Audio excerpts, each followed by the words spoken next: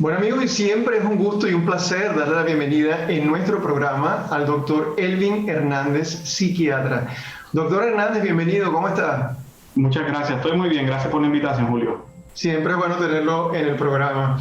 Bueno doctor, un tema que me parece importante que pongamos sobre la mesa es el del uso de los medicamentos en general. Vamos a decir más bien del mal uso de los medicamentos, porque sobre todo en el área de psiquiatría, algunas personas pues, pueden, luego de recibir una receta inicial por X razón, pueden comenzar a, bueno, a tener quizás mal uso de esta indicación inicial y luego se puede convertir en un verdadero problema, ¿verdad?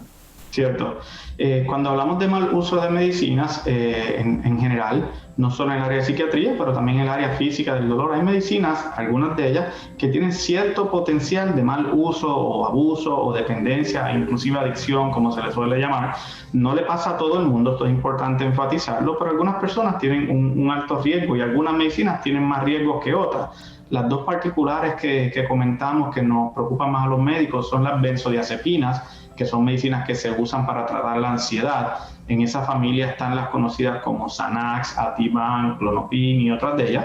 Y también están los opioides, que son las medicinas que se usan para el dolor. En esa categoría está la Oxycontin, oxicodona, Percocet, morfina y ese tipo de medicinas.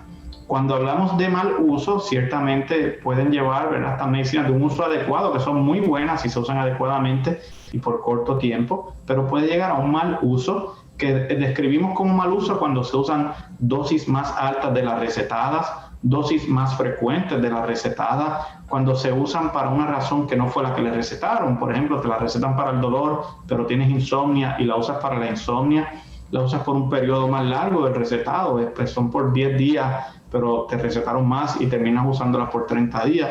Eso es lo que llamamos un mal uso de medicina. Eso no describe necesariamente un problema de adicción, pero levanta una banderita roja de que nos hace pensar que tenemos que estar más pendientes para evitar llegar entonces a un problema de dependencia.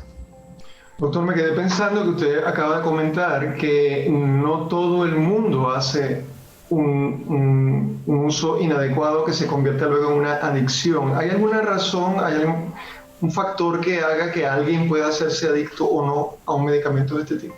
Claro que sí, ¿verdad? Tenemos varias razones para ello. Cuando hablamos de un problema de adicción, que no es lo mismo mal uso, lo enfatizo, pero el problema de adicción es algo multifactorial, o sea que podemos considerar desde la genética del paciente, que tenga un historial familiar que ponga más propenso a problemas de dependencia o adicción a ciertas medicinas. También personas que tienen problemas de adicción a otras sustancias, por ejemplo, una persona con un problema de adicción al alcohol o a opioides está más a riesgo de tener entonces un mal uso y posiblemente una adicción de este tipo de medicinas. Comprendo. Ahora, doctor, en caso, me imagino que cualquiera de los dos casos, siendo opioides o siendo medicamentos, como usted acaba de decir, lo que se utilizan para la ansiedad, los factores clave para convertirse de pronto, además de todos los factores que usted está diciendo, que incluso son personales algunos, ¿no?, antecedentes personales, pero el tiempo, por ejemplo, de usar el medicamento o esta costumbre, vamos a decir, yo voy a utilizar la palabra costumbre, pero que con cierta, en algunas ocasiones, vamos a decirlo más sutilmente, en algunas ocasiones ocurre que las personas piden a un vecino, usted mencionó algo antes, pero a un vecino algo, esta pastilla me sirvió a mí, ahora te lo doy a ti.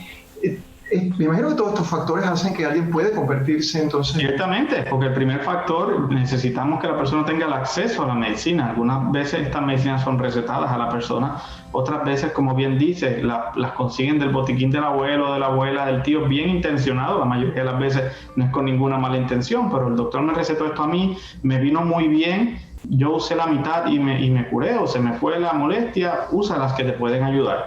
Y ese es un factor bien peligroso porque esta persona quizás que está usándola sin un consejo médico no está seguro de la dosis, de la frecuencia, de la interacción con otras medicinas. O sea que eso eleva el riesgo ciertamente y tal vez esa persona, ese familiar que te quiso ayudar no conoce tu trasfondo médico y otros problemas que te pueden predisponer a tener un problema de adicción.